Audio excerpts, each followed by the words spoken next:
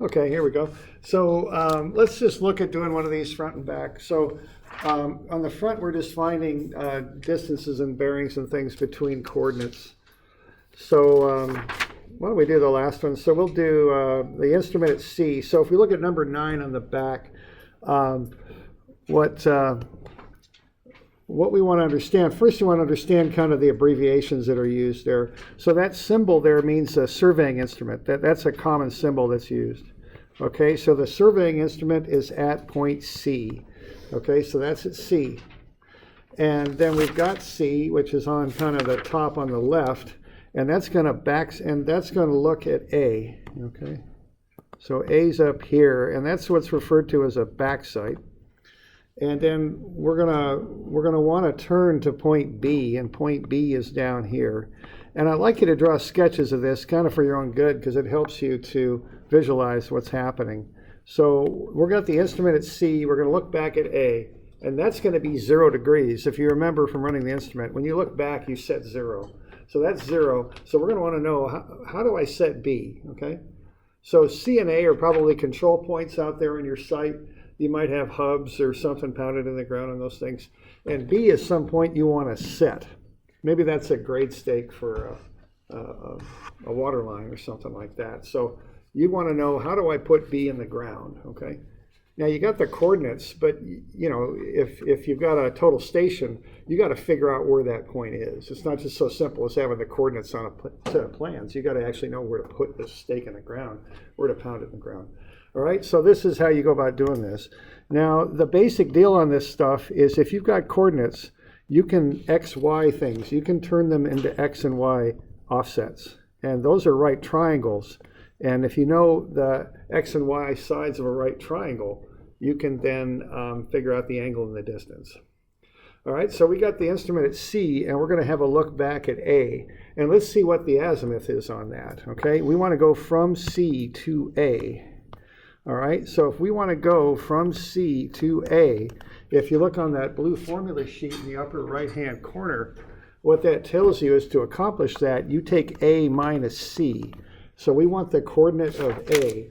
And you know, I've done all the work on this already, I think, so, or most of it anyway. So I'm on number 4 there on the front. So what A is 792 flat, and then we've got 441 flat, and then we would take C away from that, so you subtract C, okay? And so you're going to do the subtraction on that, and that's 781 and 371. Okay, we're going to subtract that, and what that's going to get us is how we get from C to A. All right, so from C to A, what we do, we go 10 up, and it looks like we go 70 over. All right. Oops. What's that? Oh, is it 11? Thank you. Yeah, I busted that. Okay. There we go. All right. So what that means visually is this number here is 11. Now remember, what surveyors do is they switch things around from mathematics. Everything in surveying is different than mathematics. Those are northings and eastings is what a surveyor calls them. Mathematician would call that YX. So, you know, if you're doing a math class, you're used to XY, but surveyors switch them, it's YX, okay? So that's how we get from C to A. Now, what we can do then, we can get the azimuth off of that. And the way you do that is you take the inverse tangent, an arctan, that's what I'm used to calling it on your calculator. It's probably called tangent to the -1. But whatever it is you call it, you just divide the easting by the northing. And you might be thinking, man, how am I going to remember which to put where? And there's a very simple way to remember which to put where, and you look on the formula sheet and it's there, okay? So have a look at that thing and understand where the stuff's at and how it's formatted, okay? Because if you look at the azimuth thing on the upper right-hand corner of the blue formula sheet, you'll see the easting, or what is called the departure, is on the top, and the latitude is on the bottom. It's right there, okay? So, you know, no reason to get confused or have to memorize that or anything. You got it right there, okay? And so you just run the arctan on that. Now, of course, what's going to kick out of your calculator is you're going to get a decimal angle for that. And that's going to be 81.06 6.94 degrees. Now we work in minutes. Minutes is what we like to do. So we're going to take that 81 degrees and keep it, and then we're going to add the decimal part, 0.0694, and then we're going to multiply that by 60 minutes. So that's going to get us that azimuth, and that's 81 degrees, 4 minutes. I always put a 0 in that 4 just as a placeholder. That's a good way to go with that, all right? So that's the azimuth from C to A. You good with that? Okay. And that's all just based on triangles is what it's based on. And that's all there is to it. All right. Now you can do the same thing from C to B. Same process. All right. So what you do to get from C to B is you take B and you just write that down. And I did that. This is number 6. So that's 6, you know, and of course this all kind of tied together. That was how it was organized. So we got 668 and 361. Again, those are northing easting. They're YX. They're not XY. They're YX. And then we've got C, all right? And that is, we're going to subtract C, so that'll be a negative 781. And then 371, okay? So should the one that we're subtracting always be positive? Always. On this sheet, you have a negative 781. Yeah. Oh, yeah, that's a bust. I've got that negative in there twice. I should have. See, I got a typo on this, the lower left-hand corner of the front. I've got the negative out in front, but I've also got it inside the parenthesis. It should be just out in front. That shouldn't be a negative 781. I've got, and again, I just want to call that out so everybody knows. That shouldn't be there. That's a bust, okay? Let's take that out. Because the negative's out in front, and that's where I've got it. Okay. And so we get negative 113, and then we get negative 10. All right. And, you know, the thing on this is just look at it and make sure that stuff makes sense. Yeah, that makes sense. That's going down about 113. You know, that looks about right. That's why I had you graph this. And yeah, the negative 10 makes sense. It's going over that way. That looks about right. And the proportions look about right. Okay.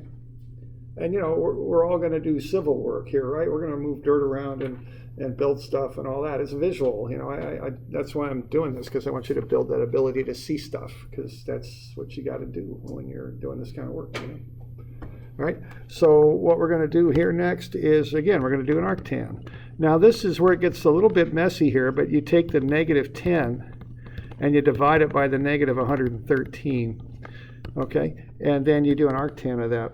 Now what happens when you do that is you got two negatives in there, and they get lost when your calculator, because you take negative 10 over negative 113, the calculator doesn't know the difference between that and dividing positive 10 by positive 113. Your calculator doesn't know the difference, see? So it's going to kick out an answer by default in quadrants 1 and 4. So it's going to kick out 505,725, okay? That's the angle that's going to come out of there. But I'm going to look at this and I'm going to go, that's not, you know, if I'm going down to the left, that is not an azimuth of 5, okay? You can just look at it and see. That's not right. See, that's going that way. We're going the other direction. And so you have to see that and correct, okay? And the way to correct, to turn it around, is you just add 180 to it and make it 185. 05725, okay? And I don't know any way to do that just with formulas. You got to look at it and correct it, okay? And then you want to turn that into DMS. So what you would do is you would take 185 and add 0.05725 times 60 to it, 60 minutes, and that will get you the azimuth of that other line. So that's 185.03. Okay. So that's the two azimuths of the lines.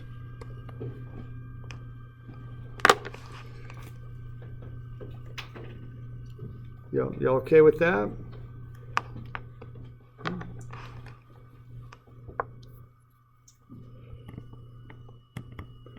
Now we also need to know the distance from C to B. If everyone's good with that. And the way you do that is you just take the square root of some of the squares. Okay?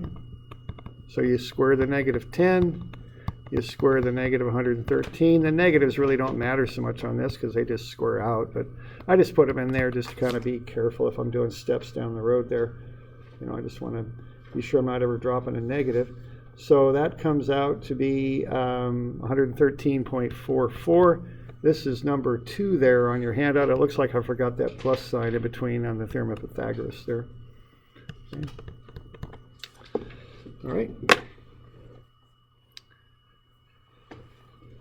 So now we can tell them what to do. Okay, so we've got a configuration like this. We've got C. We're going to look back at A, and we know that back azimuth now. It's 8104. And when we look ahead, we know we got 185.03. And then we also know that distance is 113.44. So when those surveyors go out in the middle of that field, we can tell them what to do. We can tell them put the instrument on C, look back at A and set 0 degrees, 0 set. That's what you do on your back sight. And then turn this angle. And what this angle is 185.03. That's that azimuth. Take away where you started at, which is 8104. Now I notice I can't take 4 from 3, so I'll pull over a degree as 60 minutes. And then we'll get 59, 3, 103.59. Okay, so that's the angle to turn. And the distance to shoot is right there. Okay. So that's how that goes. We're good with that? That's the process. And you want to get that kind of lined out. Okay? And again, it's all based, so the things to remember, it's all based on right triangles and theorem of Pythagoras. And also you got those formulas up in the upper right-hand corner to do this. They're there, okay? And look at that formula sheet and just be familiar with it, how the stuff's written out. You know, for instance, I abbreviate latitude and departure. You want to know, you know, how that's abbreviated. I've got the, you know, N for northern, E for easting, LAT for latitude, DEP for departure, you know, all that stuff. Okay, so just have a look at the thing before the final, see what it looks like. Okay. All right.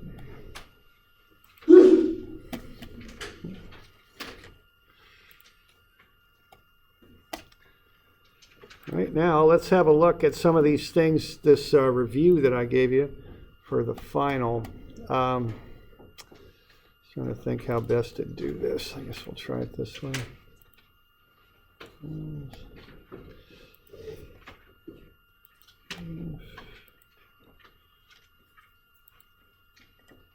Okay.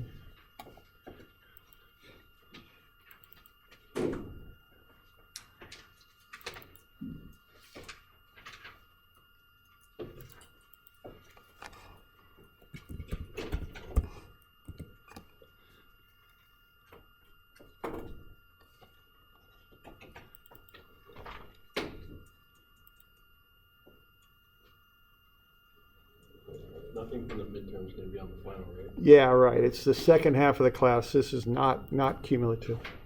Okay, it's just this new stuff.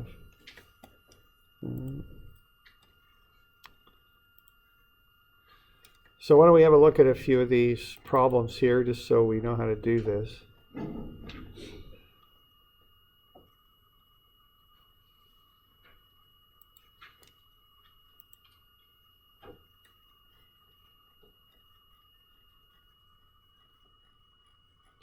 We'll come back to this whole traverse business. It's kind of a slog through that, so why don't we do the other stuff first. All right, so here's one. Find the azimuth of BC. Okay, so what are you going to do to find that azimuth? I mean, what's the arithmetic you're going to do?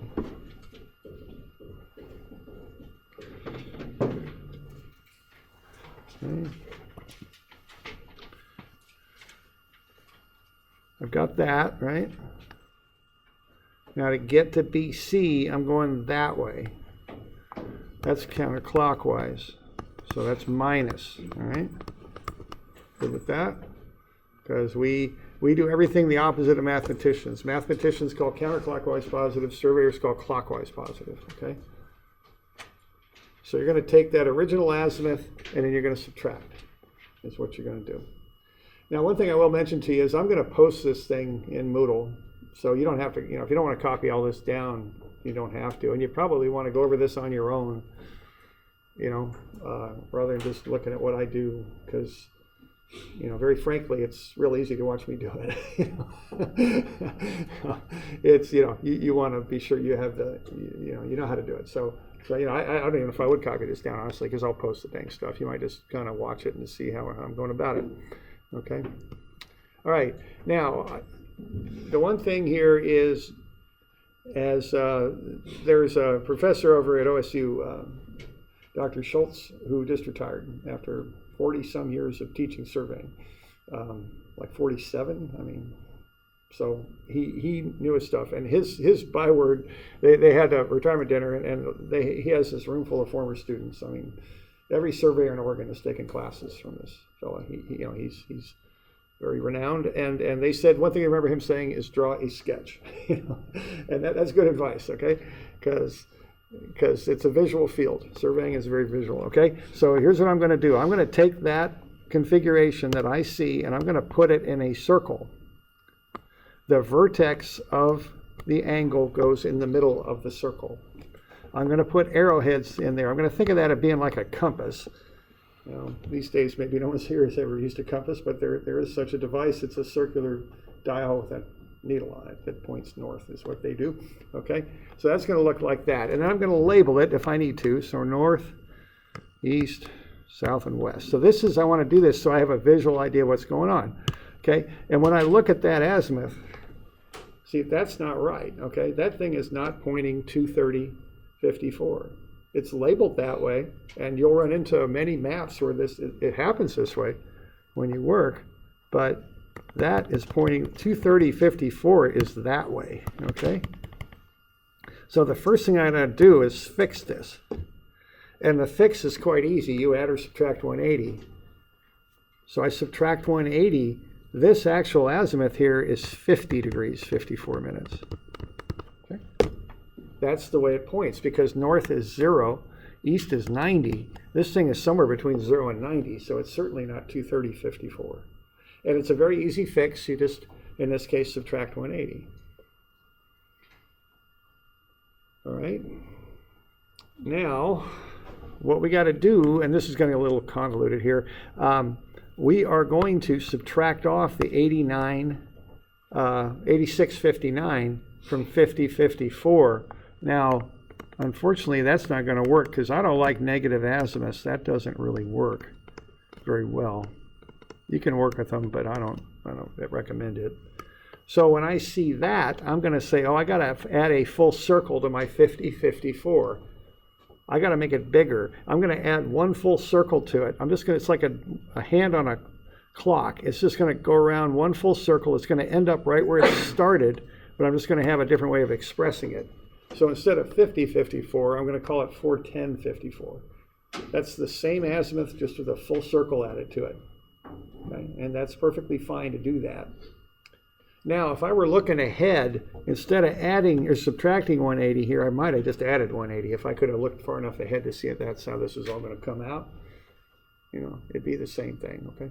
But the thing is, I don't want a negative azimuth. I can't take 8659 away from 5054. So I add a full circle to it, then I can subtract, and then I can get that azimuth.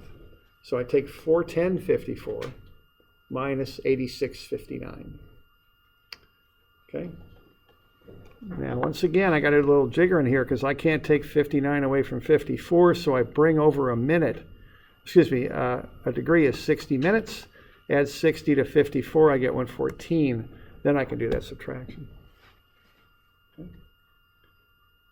So the basic idea here is I start with this azimuth and I subtract the angle. Now, there's a little bit of intermediate steps there to get the arithmetic arranged so I can do that. But that's really all I'm doing, okay? I had to adjust this thing because whoever labeled this line what they were doing, they were going from A to B. See, that's what happened there. Whoever surveyed that originally was going that direction. Well, I need to use it from B to A. That's why I had to add or subtract 180, because I'm going the other direction with it. Okay. So I adjust it first. Then I go, okay, I can't subtract 8659 away from that, though. I got to get that up to a bigger angle than 8659. I'm going to add one turn of the circle to it, 360, and make it 41054. Then I can take away the 8659.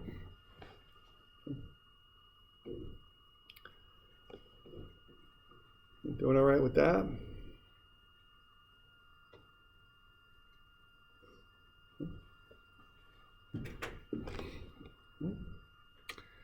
So that's the first one there. Okay.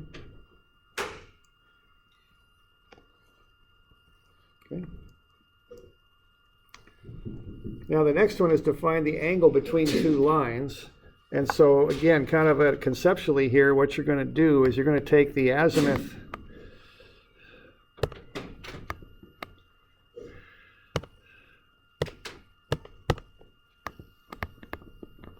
of BC, and you're going to subtract off the azimuth of BA. Okay, that's how this will happen.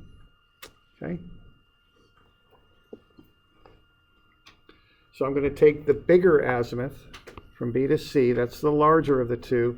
I'm going to subtract off the smaller azimuth from it, and that will get me the angle in between.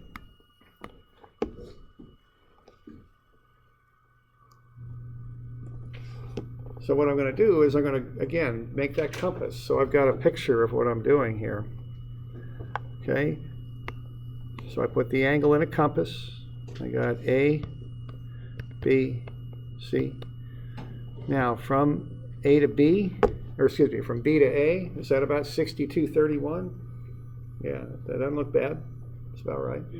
So I'm okay with that one. I don't need to adjust it.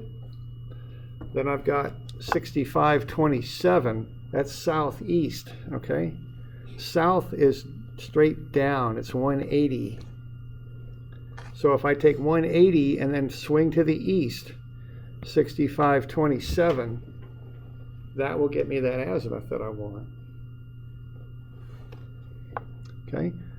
So I'm going to take away 6527 from 180, but before I do that, I'm going to get the 180 in a form that I can do the subtraction. I'm going to make it 179 degrees 60 minutes. That's 180 degrees. And then I'm going to subtract off the 6527, and that gets me the angle in between. It's okay, or excuse me, that gets me the azimuth from B to C. It's 114.33. And that looks about right, okay? So I've got my sketch, I got my two lines on there with their azimuths. They look about right. So I'll take the bigger one, the 114.33, take away the 62.31. I'll get that angle in between. It's 52.02.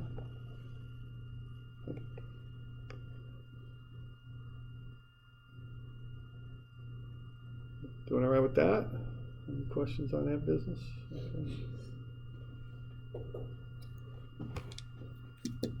Okay.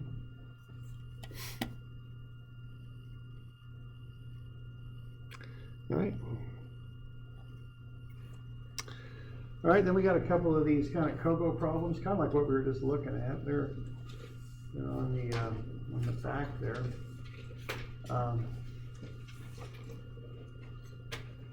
Okay, and again, this is doing that geometry stuff. So I got A to B. To get the how to get from A to B, I take B minus A, and I get 300 in the Y and 100 in the X. So there's the dimensions of how I get from A to B. It's a right triangle with those two sides. I then do the arctan of the departure over the latitude. That's in the upper right-hand corner of your formula sheet.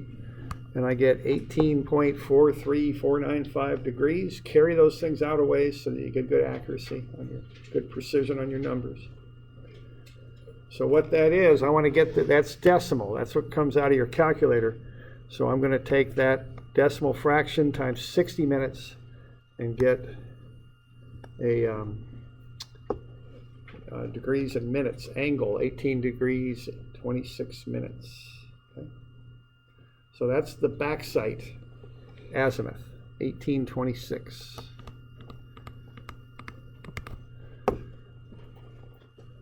Doing all right with that? Okay. So that's what that is. See, that's that vertex angle is what it is when you do the trig. You're just getting that angle right there. That's reference to this vertical, which is due north. That's an azimuth is what that is. That's what you're doing. Okay. All right. Do the same thing for A to C. Okay. Take C, subtract off A, you get negative 120 and positive 90. Okay. Okay, that looks about right. That's 120 down, 90 over. That's reasonable. Looks good. Do the arctan, I get negative 36.8699 degrees. Convert that into DMS, I get negative 36 degrees, 52 minutes. Okay. I can also take the square root of some of the squares of the latitude and departure. I'll get the hypotenuse, the length. It's 150 feet. Okay. So there we go. All right. Now, as I look at that, does that look right? You know, is that negative 3652? And I don't think it is right, because I think negative 3652 is going to be up that way. See? I'm not going that direction. I'm going the other. So I got to correct that. I got to add 180 to it. Okay.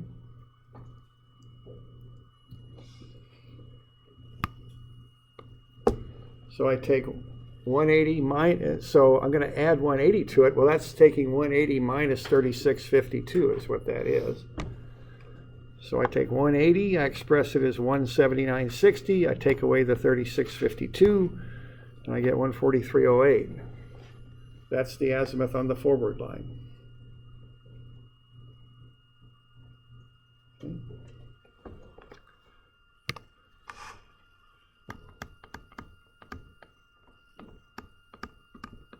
It's 143.08. So now I got the two azimuths in the distance. Just like before, I can tell a crew out there what to do. What I'm going to tell them to do is to set up on A, look back at B, set 0 degrees there. I subtract the two azimuths. I'm going to tell them to turn 124 degrees, 42 minutes, and shoot out 150 feet, and that's where you're going to set C. That's what I tell them to do. Okay.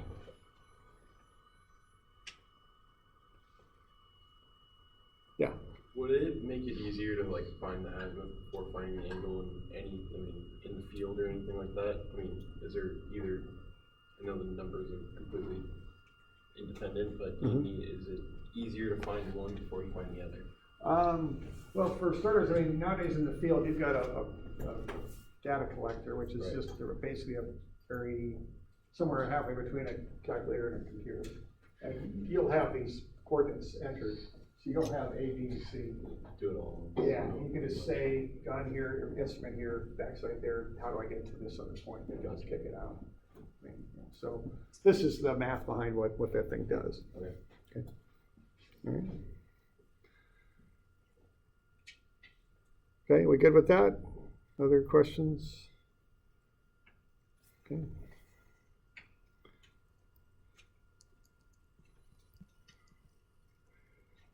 All right, now the next problem is a little different. It's a mapping problem. See, this is a layout problem. This is, I want to set point C. I want to go out in the field and pound a stake in the ground where point C's at. The other one is a mapping problem. It's got the same backside, so I just copied the slide over. It's the same exact thing. We got the instrument at A. We're looking back at B. Okay. And we went through the same thing. We get this back azimuth at 1826. Okay, there it is. All right, now we want to map in. We've done some mapping. So what we've done on this is we've figured out where a point is. This is like that ramp survey that we did. Okay, we set 0 here. You know, that's our back sight. Then we turn a 5632 and we measure out 123.78 to map some point, whatever that happens to be. You know, it could have been one of the corners on the wall out there, the corner of the fountain, you know, whatever the heck it is you're mapping. We want to know, we want to get a coordinate on that, okay? So the way you do that now is you take your back azimuth, 1826, you add the angle right, and get the forward azimuth, 74.58. That's an angle right, it's clockwise, you add it. Convert that to decimal, and then find the latitude and departure along that line. So what the latitude and departure are the two legs of this triangle, see? So the latitude is the northing, that's 3211. The departure is the 119.54. Okay. Well, we know where point A is at. We got the coordinate on it. We just, by looking at that angle and distance on that forward line, we can find the x and the y to get to coordinate of D. We got the coordinate of A, we got the latitude and departure.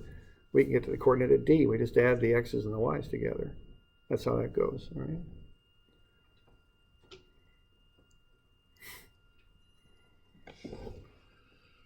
All right, so we got that, and then you just add your latitude to the northing of A. That gets you the northing of D. Add your departure to the northing, or excuse me, the easting of A. That gets you the easting of D. Add them up. Okay.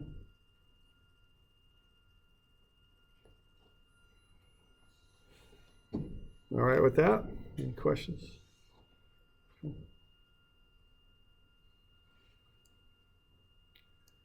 All right.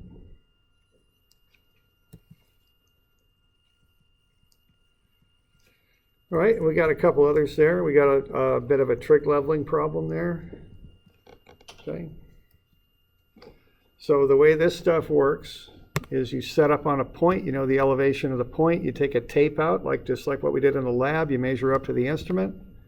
You then, these total stations, they're called theodolites, they're kind of funny. They measure straight up as 0.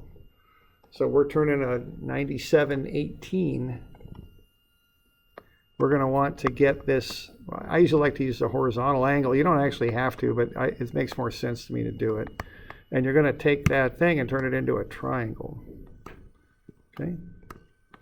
We're interested in that distance right there. So what you're going to do, you're going to start at A, go up 5.4, do the trig and figure out that distance. And that, in this case, we're going down because it's a downward angle. Then we're going to go down 6 feet more for the height of the rod, and that'll get us to B. So that's what those numbers are on your sheet there, all those different pieces. The one thing you got to calculate is this one here, the negative 22.73. And it's just a trig calculation. You're just doing the sine of that angle. That's all you're doing times the length. Okay? So that angle's a negative 7 degrees, 18 minutes. Take 18, divide it by 60, you get 0.3. So you want decimal, because that's what your calculator does, is decimal. It's negative 7.3 degrees. Take the sine of that. Remember to keep the negative, because you're going down. Multiply it by the slope distance, which is the hypotenuse. Because again, what you're doing here, you're taking that line, you're turning it into a right triangle. You're finding this one right here. If that's alpha, that's sine alpha times 178.92. That's what that is. You just run the trig on that, you get the offset, it's negative 22.73. So you take your starting elevation, you kick up 5.4, subtract off the 22.73. So now you're here, you go down to 22.73, you get to the top of the rod, 6 feet more down gets you down to B at the point of the ground. All right.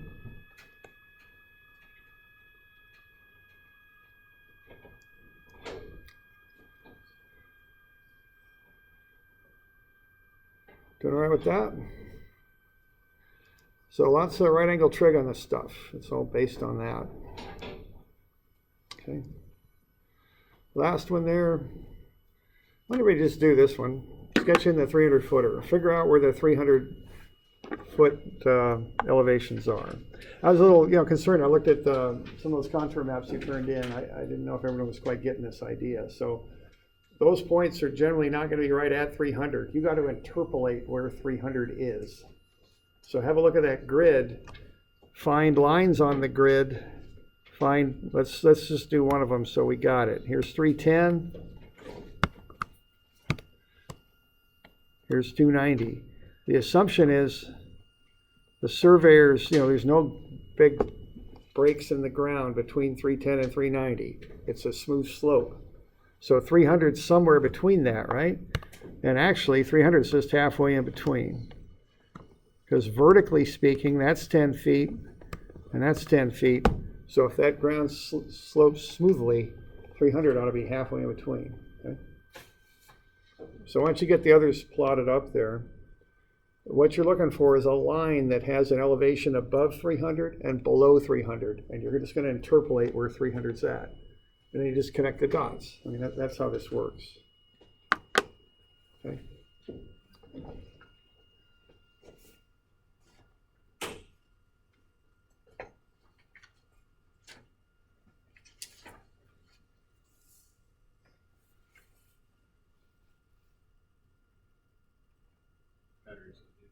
What's that? Oh, thanks.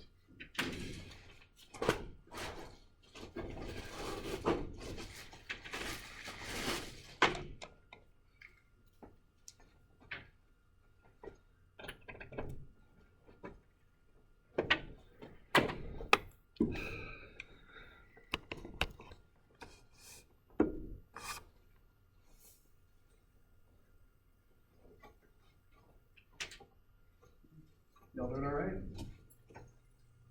There's a high low there, right? There's a high low.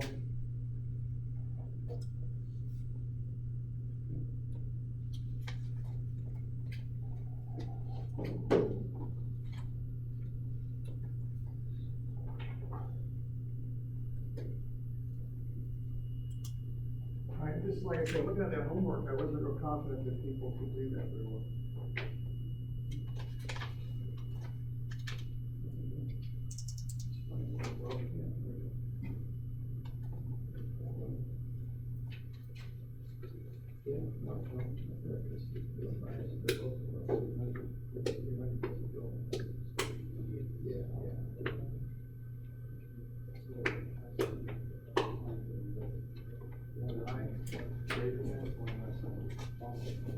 That way 300 is somewhere in between.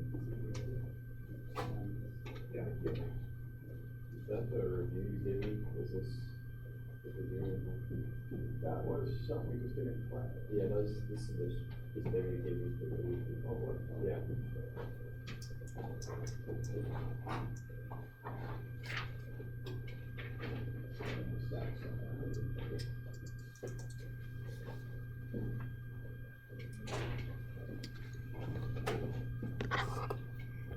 Okay, so you're just looking for high and low.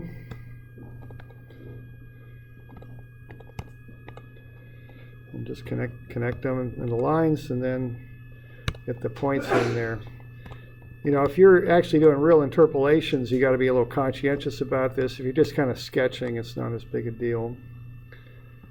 You can kind of eyeball it in there. Okay. And once you got it, you just connect the dots with a smooth line. I mean, I saw some of the homework, again, kind of had jagged lines, but if you go out and look at dirt, dirt gets rained on, it erodes, it's smooth usually. There's exceptions to that, I guess, if you're up in the Cascades or something, but generally speaking, the stuff we work with is going to have smooth contours, so that's how we want to draw them. That is an issue. You can get software that'll do this for you. You build a 3D surface, it'll just throw contours on there. That is always kind of an issue with that, because the smoother you make the lines, the more memory it takes.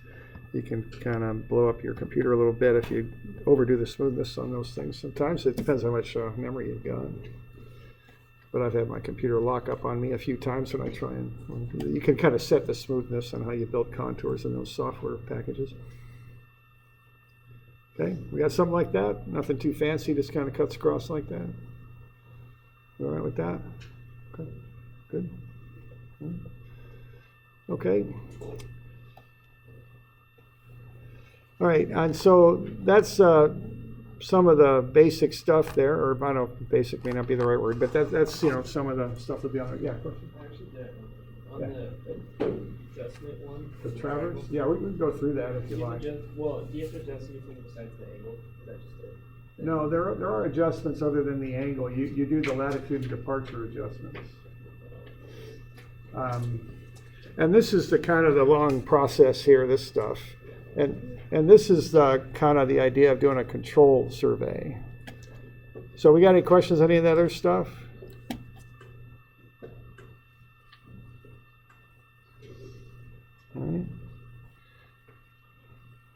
All right, now let's kind of, I guess while we're thinking about this, let's just kind of go through this. Now, I'm going through all the calculations, which will be a good part of the test, but there's going to be some other stuff on there too, kind of like the midterm. So you should know how to set up a total station. I'm assuming everybody had a chance to do that, and how to set up and run one. Okay? So I might ask you a couple questions about that. And they're not going to be horrible, but they're just going to, I just want to check in and make sure everyone got their hands on the equipment and is halfway comfortable with it, okay? Here's for the traversing. What did you do when you did your traverse? How did you accomplish that? What points did you set up on? What did you measure? Did you double angles? Did you not double angles? Stuff like that I might ask you, okay? I also might ask you, what do you use a traverse for? Why do you do it?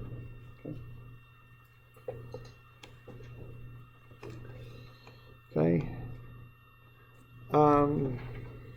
Okay, same thing with topo surveying. What were the field procedures? What'd you do? Did you move the instrument? Did you not move the instrument? Did you double the angles? Did you not double the angles? What'd you do? Okay, how did it work? So I'll just ask you some questions just to be sure you kind of understand the basics of it. Okay. All right. We went over GPS a fair amount, so you should read through that handout and have a look at that. The basic theory of how it works, what types of errors are present in GPS, what's differential surveying, how does that work? So I got an extra S in there, but what's a static survey? You might remember some of these from that GPS stuff I handed back to you, right? Rapid static, what's that? That's the topo surveying we did. What's the difference between post-processing and real-time kinetic? Okay. Can you read an almanac? That kind of stuff. All right. Yeah. Is there going to be an almanac question? There might be, yeah. There could be. I don't know. Now, and that's probably worth, because, there were some errors on that too, I noticed. Now, that almanac stuff, what you've got on an almanac is you've got time down here. The old software we had gave us a full day. The newer software doesn't quite, but you basically got time. It's in military time, so it's 1 through 24. So 24 is 12 p.m., okay? And then 12 is 12 noon. And it just kind of works across the way with time. Then it has a bar graph. And what the bar graph shows you is how many satellites are available at any one time.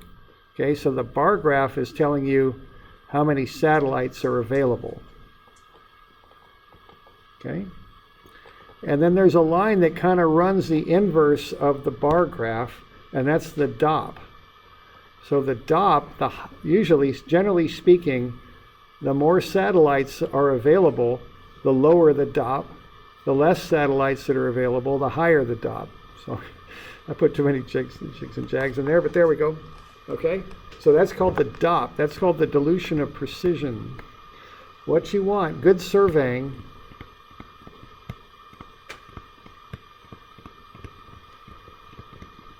generally involves a lot of satellites, so many satellites,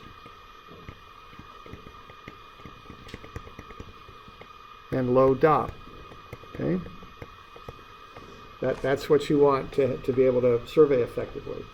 So if you look at that assignment that I handed back, the worst time to survey was right at the very end. Because right at the very end, if you look at that DOP line, it's kind of doing all this, and all of a sudden, right at the end, right around midnight, that thing just shot way up. That's when you don't want to be out there. There weren't many satellites available, and they weren't configured properly. The best time was right in the early evening, because the DOP line was nice and low. It bounced a little bit, but it was low. There was another little time in here where the DOP kind of jagged up in the middle of the day, too. So we don't want to be out there at that time. So that's kind of how you read those almanacs, okay? So it's just a time-based graph. The blocks are how many satellites are available, okay? That's this line. The line that kind of runs through is the DOP, okay? All right. Okay. I won't do geodetics. We just never really got into that enough. Survey types: control surveys versus mapping and layout. What control surveys did we do this term?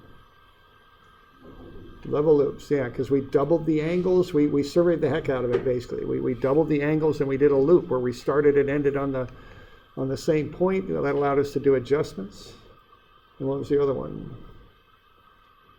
Starting and ending on the same point, going through a bunch of adjustments. Traversing, yeah, okay. And see, that's what you do before you start a job. You go through this site and you run that stuff, so you got points that you're very, very confident you know where they're at, okay? Now you've got those, now you come off of them and you can do mapping, okay? What sort of mapping did we do this term? The topo, the ramp survey, you made a map, okay? What was the other one? Oh, we did we did GPS topo, we did that, we did a few others. What's the, no, grade staking is different. Yeah, the sidewalk survey, the cross sections. The purpose of that was to create a drainage map, okay? Well, that's pretty much it, right? I'm just thinking. Okay. And then we lay stuff out too, okay? See, mapping is when the stuff's there and you're measuring it. You're going to create a map and draw it up. Layout is when you've got it in the computer and you got to pound it in the field. You got to put the stakes in the ground, okay? That's grade staking is what we were doing. We had to lay out and tell the contractor the pipe's here, the grandstands are there, okay? That's layout, okay? But in surveying, the control comes first, okay? And then you work off the control to do the mapping and the layout. That's how the process works, generally speaking. All right. All right, why don't we take 5 minutes here, then I'll go through this traverse, okay? It's now, just so you know, the traverse, I'll give you a blank sheet for the doing of it. Probably won't give you a whole traverse either. I'll just give you a piece of it. The whole traverse is a little much for an exam, but I might give you a piece of one. I'll give you like I did in the homework, I'll give you a data sheet with headings on it that you can work off of. Okay? So we can take 5 minutes here and go through that, I guess.